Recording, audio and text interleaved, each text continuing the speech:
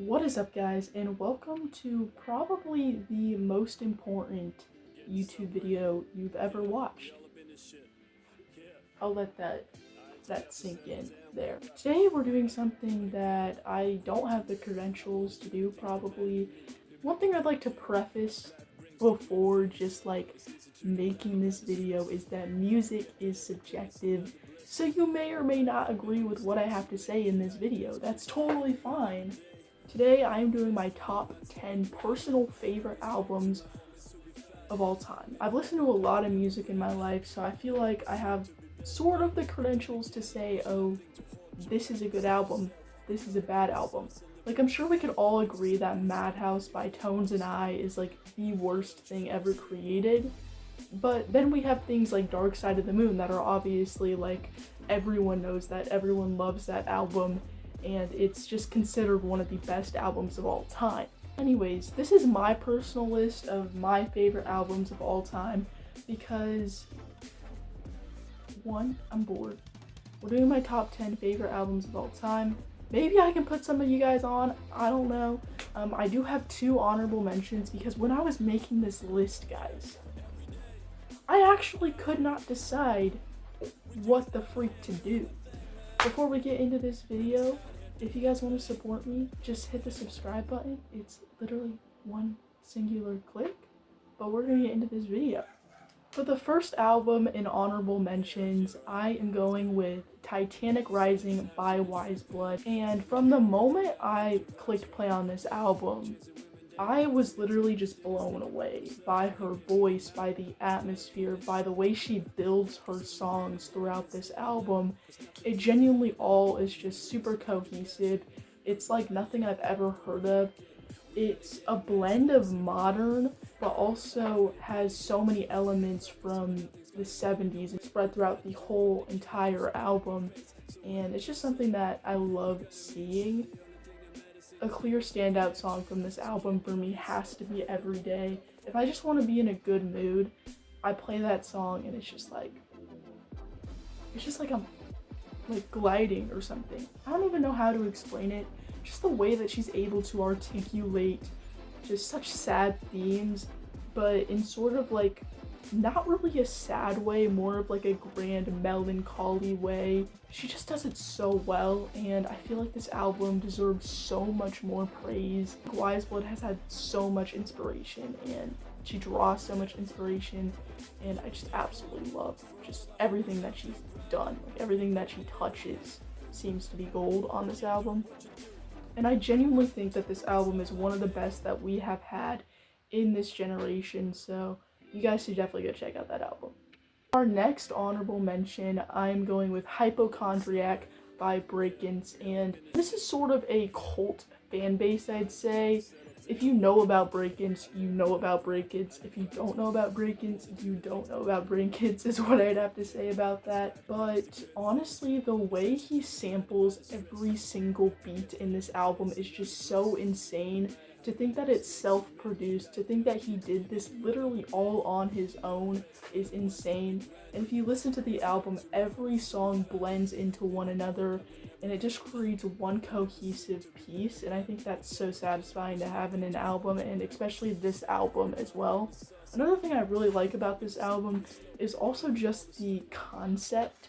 It's about this guy who has this super inflated ego, and you can slowly see it de-ravel as the album goes on. It's from an ego into an insecurity, and I think that that's so relatable to real life. How we can shadow things and we can cover up things with our own ego, but at the end of the day, it really just turns into insecurity. This album is one, like, just really like cool in my opinion, and it's not something that I listen to regularly. It's not anything I've even like heard like before. It's just a blend of so many different things. I can't even categorize a genre for this, but if you guys listen to this album, it is truly mind-blowing, and I think the concept will blow you away. Now moving on to our top 10. It's gonna get serious from here, and I thought about the placement of this so vigilantly. I thought about everything, so I'm super excited for this. In the number 10 spot, we have Helplessness Blues by Fleet Foxes. I actually discovered this album because I was watching Outer Banks and there was a scene in that show and one of Fleet Foxes' songs came on and it was Montezuma by Fleet Foxes, and I went to that song, found the album for that song. It ended up being the first song on the album and I just played the album all the way through. And I was literally blown away. I did know of Fleet Foxes before and I knew that they were sort of this folky indie band, but I didn't know just like how cool they actually are and how cool this album is to me still. And if you don't know what this album sounds like, I'd honestly say that this album is very spiritual in like not a religious way, but just like in like the way he's singing. It just sounds super spiritual. It sounds super like really from the heart, and that I think is what makes the lyrics hit even more harder in this album. And just the concept in this album as well. It's about loss. It's about not really moving on and sort of, you know, not really knowing where to go next. It's about adventure. That's something that I really do like. Also, he brings up a lot of historical things in this album, like a lot of historical references that I find really cool. And maybe that's just the nerd in me, but I honestly think that that's awesome. And nonetheless, the soundscape of this album, there's so many different instruments being used in this album. There's so many different cool moments. Like, there's so many cool instrumental moments, and it's truly just a masterpiece in my opinion. Absolutely love this album, and that's why I'm including it on my top 10. So good job, Fleet Foxes. You got me. Next up, we have an album that honestly I kind of didn't want to put this on the list in a way. It's such a popular album. Everyone knows it. It's kind of a based answer for me to give. But I have Blonde by Frank Ocean. And honestly, it's not even that everybody knows this. I think it's just more where I was whenever I heard this album, who I was when I heard this album for the first time, and this is just the album that kickstarted me into music, so I do have sort of a sentimental place for this album, but this album is still so special and so unique to me. And I remember after I heard this album, all I would play was Frank Ocean. I would only ever play Frank Ocean around my friends and my family. Like, I was a stan. I was a freaking stan for whatever Frank Ocean was doing at this time. But really, I don't really want to go into too much depth about this album because I feel like everybody's heard it. Like, I wouldn't be saying anything new. But I think one thing I could say is just the experimentation on this album, the way Frank is just so vulnerable in his words, and just how everything flows together and mixes together so well. It just really is. It really is amazing. You guys have to check it out. If you guys haven't, for some reason, checked this album out already, which, like, I feel like that's not a lot of people in the universe, you should check it out. Next album is I Love My Mom by Indigo D'Souza, and this is number 7. Number 7 on the list. Hello, this is Future Autumn, and yes, I can't count and start messing up the order. Number 7 on the list, we have I Love My Mom by Indigo D'Souza, and this is an album that I love. This is an album that I adore. I think it's just a super underrated indie rock album. And Indigo D'Souza is somebody that actually I feel like doesn't get a lot of praise in the music space. Like, I listen to her work, and if you're into like a super angry, eerie indie vibe, like, she's gonna bring it to the table every time.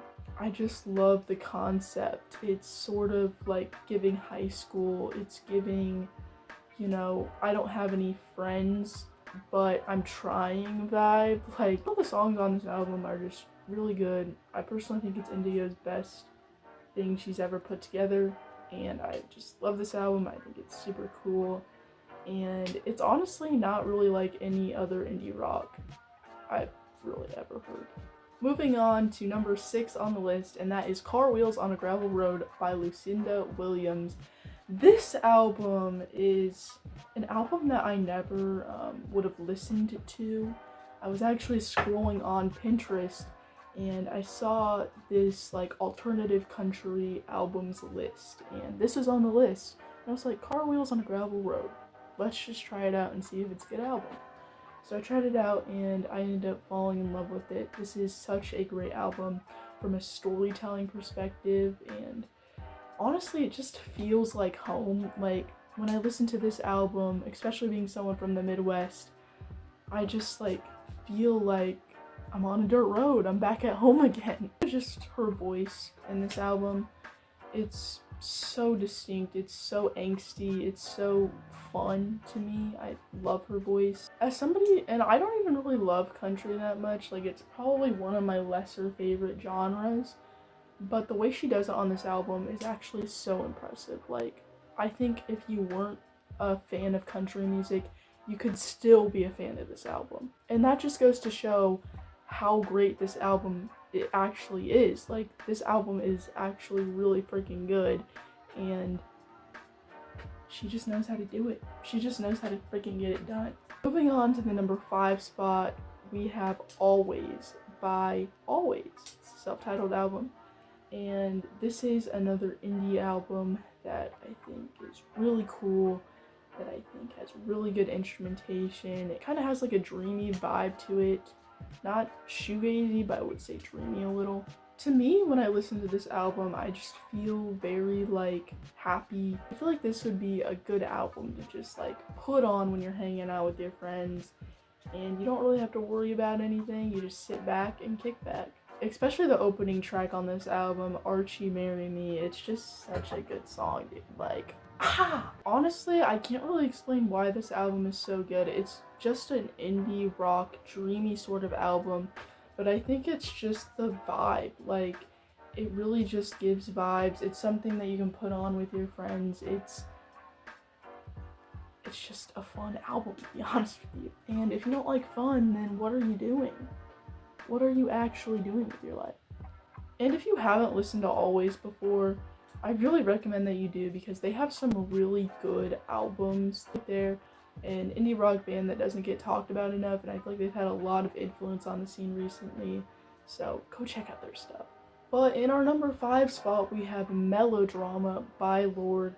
To me, this album is just pop perfection.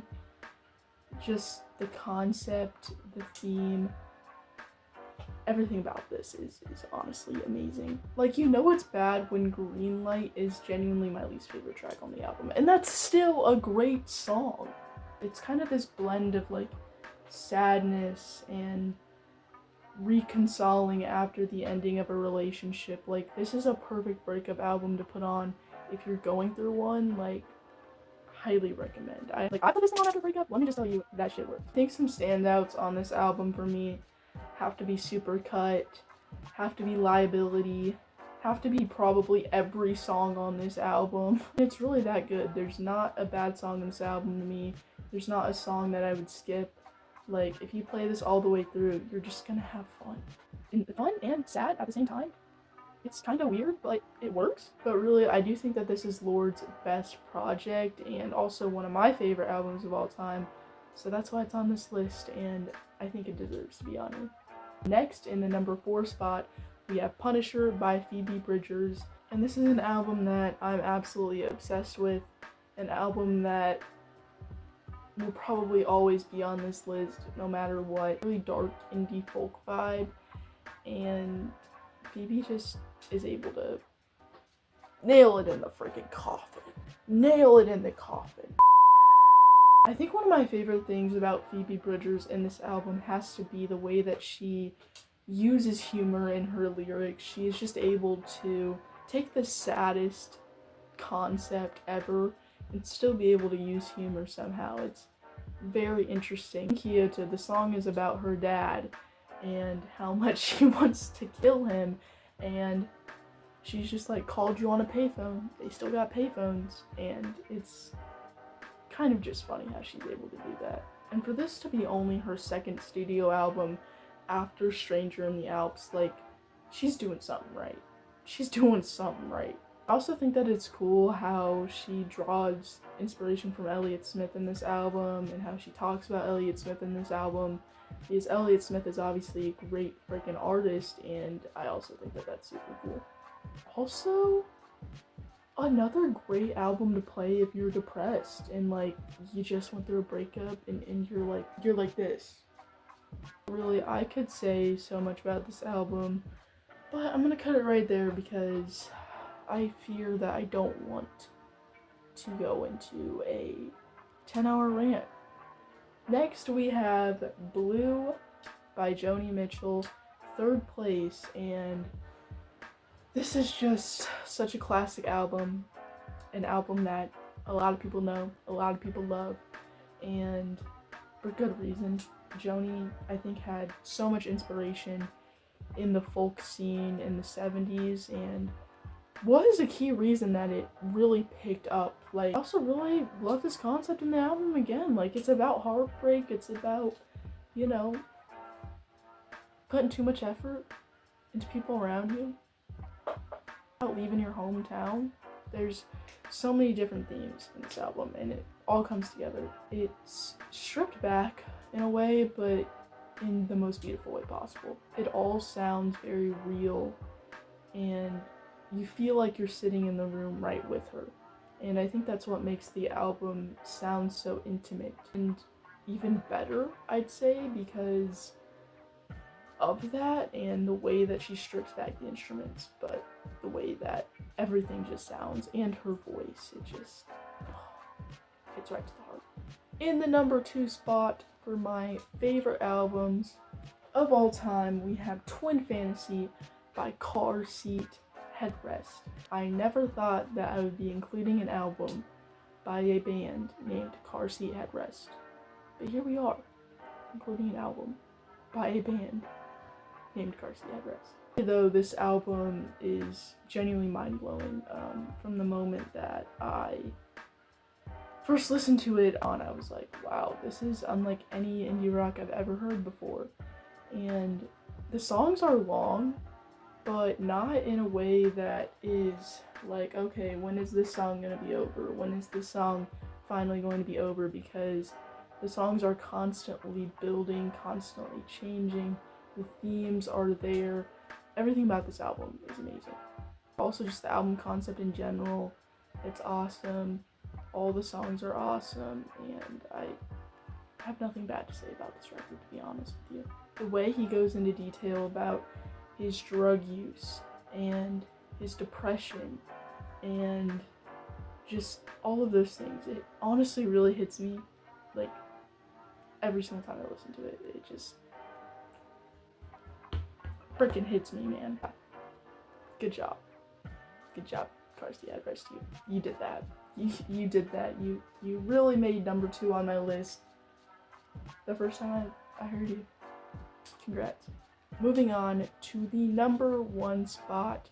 I really thought this through and came to this conclusion because genuinely I haven't heard an album better than this one. And that is Room on Fire by none other than The Strokes. If you know anything about The Strokes, you know that everything that they put out seems to be good. Strokes, all of their albums are pretty solid.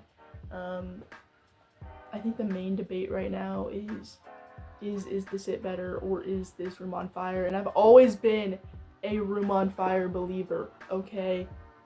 You can hate me, you can call me crazy, I don't care. I've always been a Room on Fire believer. And Room on Fire is very similar to Is This It?